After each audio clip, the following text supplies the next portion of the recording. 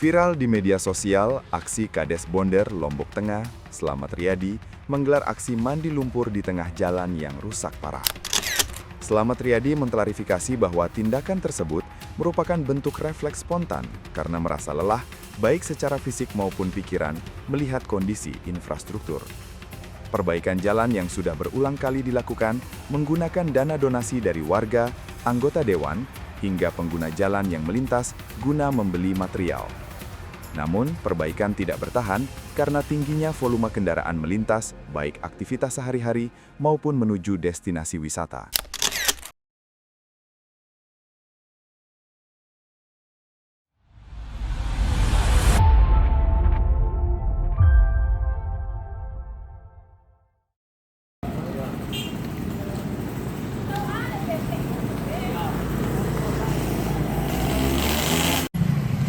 Sehat mandi lumpur.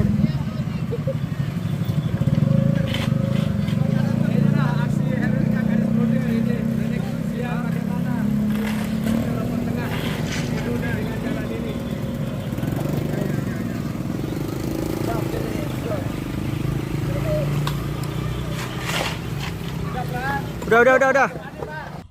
Baik, Assalamualaikum warahmatullahi wabarakatuh. Saya Kepala Desa Bonder Slamet Riyadi alias Rebe. Jadi soal viral saya mandi lumpur di jalan itu murni refleks semenjak perjalanan, mungkin karena saya terlalu capek ngelihat baik itu soal tenaga, pikiran dan situasi ya yang tiba-tiba muncul dalam benak saya perlu mandi di sini, ya, begitu.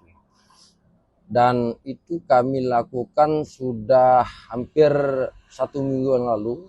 Kami perbaiki jalan melalui donasi warga, baik itu ada pejabat dewan yang nyumbang, ada warga yang lalu lalang, alhamdulillah terkumpul untuk pembelian material. Nah, kemudian saya selaku kepala desa dengan Karang Taruna Kecamatan serta Karang Taruna Desa ya ikut menyumbangkan tenaga untuk kerja. Nah, di tengah perjalanan ya kami mandi, nah, gitu. Itu Sama bentuk kekecewaan memang menurut dia, kekecewaan atas jalan yang rusak saja atau ada hal lain? kalau itu pertamanya memang dalam benak saya yang muncul adalah kami sadar bahwa pemerintah daerah dalam kondisi fiskal atau keuangan yang sangat terbatas, terlebih sudah dipangkas oleh pusat. Kemudian yang muncul dalam benak kita bukan soal mau bilang protes, mungkin iya, mau bilang tidak pun kami belum bisa tafsir, warga yang menafsirkan atau pemerintah yang menafsirkan bahwa itu murni pertama mungkin pukulan bagi kita semua. Itu saya peruntukkan untuk saya sendiri pribadi juga dan warga semua, baik itu pemerintah maupun warga masyarakat. Sebab jalan ini rusak kan banyak faktor. Kadang pemerintah sudah berupaya, sudah menganggarkan sebagainya, terjadi rusak cepat disebabkan kualitas kualitas pekerjaan yang tidak baik. Kemudian ada pula juga karena mungkin konsultan atau perencanaan yang kurang tepat dalam mengambil sebuah kebijakan, termasuk warga yang belum siap menyambut program tersebut. Sebab ini rusak kan karena warga juga, bukan pemerintah juga kan begitu. Nah, kenapa bilang saya bisa rusak? Persoalannya ini kan soal saluran, Pak, saluran. Jadi aspal atau hot mix ini kan sangat berpengaruh kalau ada air di sana. Begitu. Ya, alhamdulillah memang termasuk di Pasar Bonder, termasuk di Penuja, baik itu di Mangkung, itu kan itu buktinya bahwa warga sering juga ya memperbaiki, karena makanya ada beton-beton itu artinya itu kan dari warga juga, tetapi kan anda maksimal terus berumur 1 bulan hancur. Termasuk apa yang kita kerjakan ini saya yakin tidak akan bertahan lama, walaupun kualitas kita sangat prioritas, tapi tetap aja saya yakin karena berat beban yang melewati jalan ini cukup berat begitu. Kemudian jumlah pengguna jalan baik itu mulai dari kendaraan kecil hingga tronton-tronton yang lewat di sini kan itu sangat berpengaruh.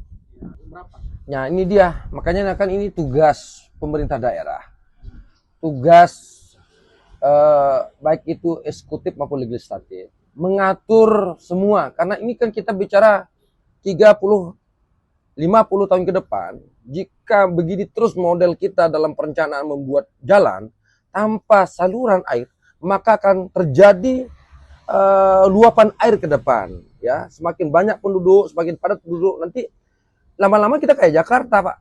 Kenapa? Perencanaan kita kurang matang. Terus dari Penujak hingga ke Mangkung itu 7 kilo ya, ruas jalan ke sini 7 kilo, dan itu jalan perwisata ini, itu pertama. Kemudian yang kedua, kami belum paham sejauh mana lebar jalan ini. Karena dari Penujak sampai ke Silong Belana, kami pantau, mohon maaf, kami kan tidak punya kewenangan. Seandainya dari Penujak sampai Silong Belana kini, kita sadar sebagai warga, bahwa ini jalan, ada irigasi itu tolong diperbaiki, tolong diatensi, karena memang kalaupun ada misal irigasi, terjadi pendangkalan, terjadi tersumbat oleh sampah. Tuh. Ada juga yang hilang sama sekali, Pak. Ini sudah ada got, sudah ada saluran irigasi, ini udah ketutup mereka. Langsung jadi halaman, baik itu persoalan rumah pribadi atau pengusaha dan sebagainya. Itu mereka tutup, Pak, sehingga apapun jenis modelnya pasti air masuk ke jalan, Pak. Itu akan tetap berarti setiap musim hujan selalu akan tergenang. Wajib akan tergenang, bagaimanapun pemerintah juga akan memperbaiki selama kesadaran masyarakat tidak ada, wajib hukumnya, Pak. Nah, ini masalahnya. Sehingga memang kita butuh sosialisasi, butuh penyadaran. Cuma sudah terlanjur barang ini. Jadi yang sadar 3 sekarang. Yang tidak sadar ini 97. Sehingga yang 3 ini pasti akan ngikut yang 97. Nah, sekarang bagaimana kita, yuk, pemerintah daerah, desa, kecamatan, bahkan warga bersama-sama seluruh jalan di Kabupaten Lombok Tengah ini perlu menjadi penyadaran kita semua bahwa rata-rata jalan ini rusak karena air. Ya, karena perencanaan kurang matang. Kalaupun perencanaan matang, maka pengerjaan yang tidak berkualitas.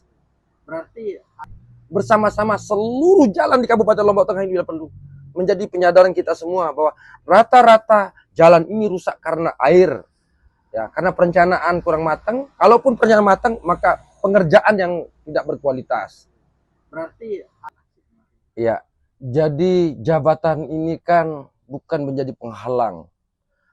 Kami dipilih oleh warga kan sebagai penyambung lidah warga. Terlepas itu ada aturan yang mengatur. Risiko memang antara bawahan dengan pimpinan itu selalu ada garis lambu-lambu. Termasuk tindakan ini juga menyalahi rambu-rambu takzim daripada bupati, gubernur hingga presiden dan di kecamatan. Ya. Kita ditegur juga. Ditegur baik itu secara bagus, lisan maupun jawaban-jawaban tempat tegurnya. Cuman begini, saya tentu tanpa harus mengurangi rasa hormat kita terhadap pimpinan termasuk atasan-atasan ini kehadiran saya selaku kepala desa ini tempat bagaimana warga percaya terhadap kita bahwa bahasa warga itu kami yang tempatnya numpuk. Maka kami harus bertanggung jawab, berkewajiban menyampaikan ini baik itu secara prosedural, baik secara itu legal maupun di luar nalar yang kita lakukan. Nah, bagi kepala desa yang lain mohon maaf, mungkin kita punya masing-masing cara pandang yang berbeda dari risiko-risiko. Termasuk saya. Dengan aksi ini juga mungkin berakibat fatal terhadap saya, ya. Karena saya juga pengelola anggaran. Bisa saja aksi kami juga yang kami lakukan ini akan berpotensi bahwa kami akan diaudit sedetailnya, bahwa kami juga mungkin tidak bersih, kan kira-kira begitu. Dan tanggung jawab kami juga belum terpenuhi, itu bisa saja terjadi. Tetapi kan kita harus fair.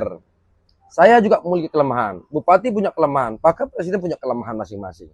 Lewat ini kita sudah sepakat bahwa kita sedang perjuangkan bersama-sama. Nah, terkait dengan kemampuan dan sebagainya itu kan tergantung sikon. Nah, sehingga menjadi kepala desa ini bukan menjadi penghalang buat menyuarakan. Malah ini adalah tempat strategis warga. Ketimbang warga demonstrasi, ketimbang warga akan teriak, maka sebelum itu kami yang mewakilkan sebagai pejabat terbawah di sana bahwa inilah kondisi di bawah di lapangan. Dan saya yakin ini terjadi di desa-desa lain di Lombok Tengah ini masih banyak yang parah. Kami sudah jalan-jalan ke parah kayak Pandan itu, kayak banyak sekali ya. Terus Tenak Rarang semua termasuk Nyurip kemarin nggak bisa lewat mobil. Tetapi kami juga nggak bisa sentuh ke sana. Kami fokus pada persoalan wilayah ini.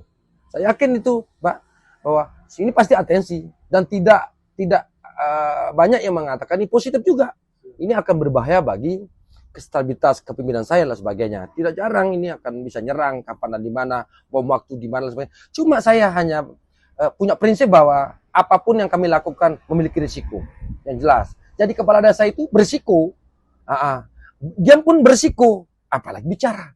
Nah, kepala desa yang diam juga berisiko, ya, apalagi kita berteriak begitu. Tapi mohon maaf, permohonan maaf saya terhadap pimpinan-pimpinan besar seperti kecamatan, kemudian bupati, Bapak Gubernur yang terhormat, semoga sehat selalu semuanya. Kami mendukung semua program dan alhamdulillah kami sangat yakin dan ini tidak bisa disalahkan pemerintah saja, tapi kita semua stakeholder pengusaha dan sebagainya ini mohon maaf yang mafia ini mohonlah yuk bantu pemerintah ya, bantu pemerintah, jangan hanya keruk kekayaan yang ada di Lombok Tengah. Contoh di hotel-hotel ini kan banyak juga nggak punya izin, tapi pemerintah daerah juga ingin sebenarnya, tetapi karena masih tahap pembangunan, tolonglah.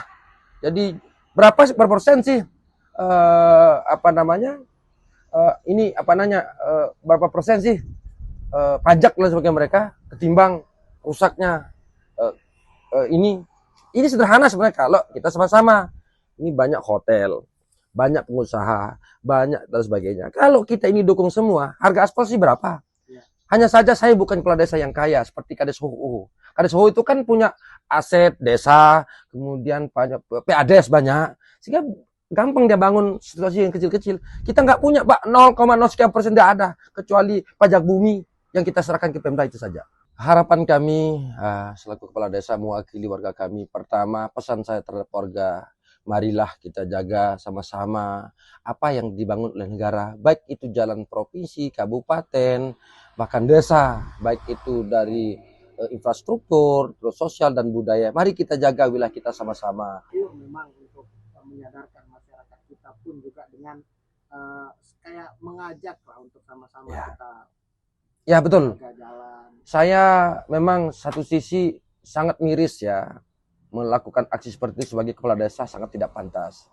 Tetapi kami kemungkinan saya udah bukan kehilangan sabar, tapi sejak saya dilantik itu selalu jadi kami gaung-gaungkan terus. Tapi karena tidak ada sama sekali jawaban, baik kesadaran masyarakat tidak ada, pemerintah juga tidak mendengarkan, dan kami selalu kepala desa kan kadang-kadang miris mendengar keluhan-keluhan masyarakat, baik itu luar maupun dalam terkait kondisi ini, sehingga reflekslah terjadi kemarin begitu. Dan ini saya berpesan dari aksi ini sebenarnya ini buat kita semua. Pemerintah daerah juga kami sadar ini mereka bukan malaikat karena punya kemampuan dan kelemahan. Begitu juga kami juga di desa sama semua. Nah, terus warga juga mohonlah dipahami. Mari kita jaga bersama, baik itu dari Penujak hingga Silung Belanak. Kalau ada jalan besar ini, mohon ada ruang air di depan rumahnya maupun di depan usahanya, di depan pemilik tanahnya. Karena hak air itu harus ada. Itulah itulah sebenarnya ada nilai minus dan plusnya. Sebagai warga yang baik, karena kita di depan ada akses negara yang dibangun negara dan Anda strategis, maka air itu tolong dibuat. Tempat air jangan tutup. Mentang-mentang Anda di dekat jalan, kemudian kau tutup segalanya, tanahnya terserahlah tanah Anda, tapi tolonglah, karena ada ruang di sana. Jika tutup air kemana air ini? Pasti ke jalan. Kalau udah ke jalan, semua nanti tutup semua, Pak. Tapi luar biasa Pak Kades, maksudnya dengan aksi yang spontanitas kemarin itu, secara garis besar ini kita tidak menyinggung siapapun. Betul. Tetapi bagaimana caranya kita itu untuk meningkatkan kesadaran kolektif. Kolektif, ya, betul. Baik itu dari pemerintah pun juga dengan masyarakat. Ya. Pak Kades, ini memang kondisi jalan ini kan jalur wisata ya. Kabarnya juga Pak Kades yang saya dengar itu kan banyak tamu-tamu bule ataupun masyarakat luar yang ingin berkunjung ke Silung Belanak dan beberapa wisata strategis lainnya itu mengeluh karena kondisi jalannya ya Pak Kades. mereka akan kayak laku pariwisata ini kan hanya saja dia tidak mampir di kantor desa ya, bahwa jalan Pak Kades rusak kan gitu. Tapi kita pahamlah maksud dan kondisi mereka yang lalu lalang di sini, karena setiap hari tamu baik itu dalam negeri maupun di luar negeri kan lewat di sini kan begitu, karena memang ini daerah pariwisata kan, jalan satu-satunya akses utama penghubung pemerintah daerah maupun ke akses pariwisata lain. Ini terus pembangunan besar juga ini kan banyak juga di wilayah-wilayah pariwisata ini. Ini yang membuat salah satu mungkin faktor juga kan tronton dan lain sebagainya, karena memang ini jalan satu-satunya, mau tidak mau harus lewat di sini. Kayak kemarin kita kita udah kerja datang lagi, datang rusak. Terus bule kan sering juga jatuh di sini, warga juga sering jatuh, bahkan warga sini juga walaupun tahu Medan jatuh dia, apalagi orang yang luar begitu yang tidak tahu Medan. Berarti belum ada laporan, tapi itu bentuk inisiatif sendiri. Inisiatif sendiri begitu, inisiatif sendiri karena ngelihat situasi dan kondisi. Cuma sekarang lagi pesan saya bahwa ini secara kolektif pengusaha baik itu lokal maupun yang lainnya, kemudian pemerintah daerah, pejabat-pejabat intinya Pak, Ya. mulai dari bupati, camat, terus dewan. Yakin Pak Dewan ini juga bersuara, yakin terbukti mereka juga antusias dan mendukung kita. Cuma mungkin Dewan kita keterbatasan juga kemampuan dan tahu sendiri bagaimana fiskal Lombok Tengah sehingga juga tidak bisa bersikap. Itu yang Tadi masyarakat itu ada yang ini persoalan persepsi ya. Ada yang apatis, ada yang mensupport ya. Jadi yang apatis ini yang tidak memahami tentang situasi terkait masalah kondisi jalan yang ada di sini. Jadi mereka sudah tidak ada yang tidak peduli karena mereka hanya menjadi pengguna. Jadi jarang memelihara, tidak mau peduli tentang keselamatan dan sebagainya. Tetapi tindakan yang dilakukan oleh Kepala Desa Bondir kemarin itu adalah bentuk protes yang sangat-sangat bagus menurut saya. Ya, jadi walaupun mungkin di sisi lain ada orang yang mengatakan bahwa itu adalah kepala desa yang agak sedikit gila, ya, atau yang sedikit jenggo dan ya. Tapi bagi saya pribadi selaku warga Desa Bondir dan sekaligus Ketua Koperasi Desa Merah Putih, bahwa itu merupakan protes yang sangat-sangat bagus supaya pemerintah Provinsi Nusa Tenggara Barat bisa memperhatikan itu dengan baik ya. Sekarang jadi jalur raya dari Penujak ke Selong Belanak ini segera diperbaiki seperti itu. Secara tidak langsung juga ini bagian dari bagaimana Pak Kades memperhatikan rakyatnya. Betul ya. Jadi ini kepala desa adalah sebagai lokomotif perubahan ya, sebagai penggerak, sebagai role model ya. Jadi jangan melihat tindakannya ya, tindakannya yang agak sedikit konyol, tetapi lihat sisi positifnya. Positifnya bahwa itu merupakan salah satu contoh bahwa pemimpin itu harus menjadi garda terdepan di dalam hal perubahan ya. Jadi harus masyarakat Desa Bondir khususnya ya harus benar-benar sadar akan lingkungan, sadar akan bagaimana menjaga kita bersama-sama ya. Jadi Pak Kades itu sebagai contoh sebenarnya kemarin itu, ayo kita sama-sama gitu. Ayo kita sama-sama memperbaiki lingkungan kita, menjaga lingkungan kita supaya tidak terjadi kayak banjir dan sebagainya. Karena kalau dari kacamata rakyat melihat Pak Kades itu seperti apa sih kesehariannya? Apakah dia merakyat sama rakyatnya atau seperti apa? Kalau saya pribadi sangat merakyat, ya. Saya pribadi melihat itu sangat merakyat, ya. Artinya ini secara komprehensif sama mandang itu karena dia tidak pandang bulu, ya. Jadi karena dia adalah pemimpin di Desa Bondir ini, jadi dia adalah milik masyarakat Desa Bondir. Iya, betul. Inisiatif dari Pak Kades sendiri dan juga sekaligus digerakkan oleh Karang Taruna Parai Barat. Jadi persoalan pro dan kontra itu sudah hal yang wajar ya. apalagi jabatan kepala desa ini adalah jabatan politis, ya. Jadi kita sangat memahami, tapi beliau adalah pemimpin yang dewasa menyikapi semua itu. Jadi masyarakat yang suka maupun tidak suka, apalagi yang tidak suka, beliau merangkul semua itu, ya. Kepala desa merangkul semua itu. Karena apa? Karena lagi sekali jabatan kepala desa ini, kepala desa adalah milik warga desa Bondir, ya, bukan milik oknum, bukan milik sekelompok, bukan milik militan, bukan milik pendukungnya dia, tapi menjadi milik warga desa Bondir keseluruhan tanpa terkecuali. Nah, persoalan kemudian ada yang tidak suka, itu hal yang wajar. Ya. Nah, inilah makanya saya bilang bahwa bentuk bukan hanya di jalur atau di jalan dari Penuja atau jalur ke Selang Belanak ini, tapi itu banyak sekali jalan-jalan baik di kampung-kampung yang belum perhatikan. Jadi memang sudah menjadi naluri kepedulian sebenarnya, ya.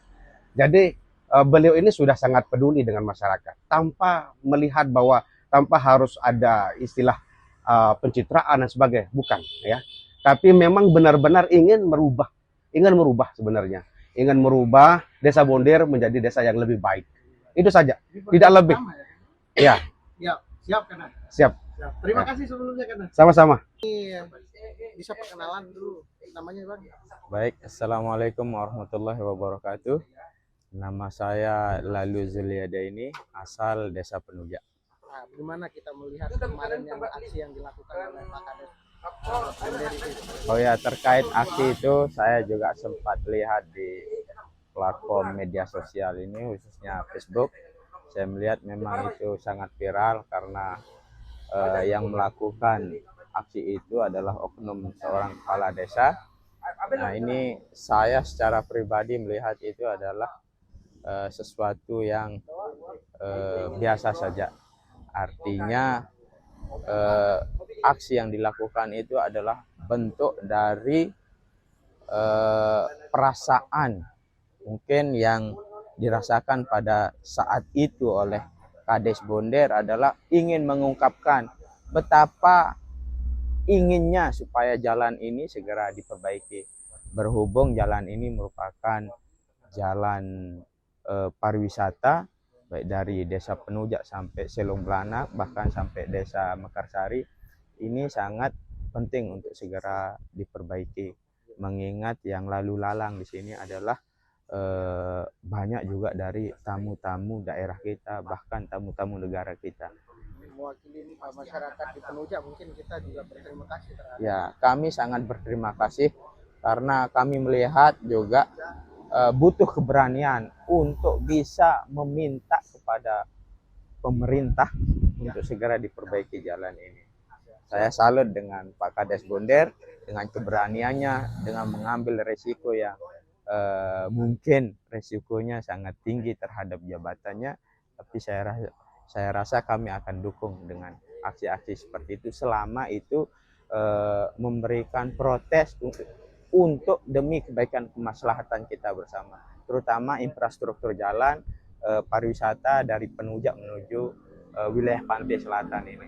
Terima kasih. Siap, terima kasih. Download Tribun X sekarang. Menghadirkan lokal menjadi Indonesia.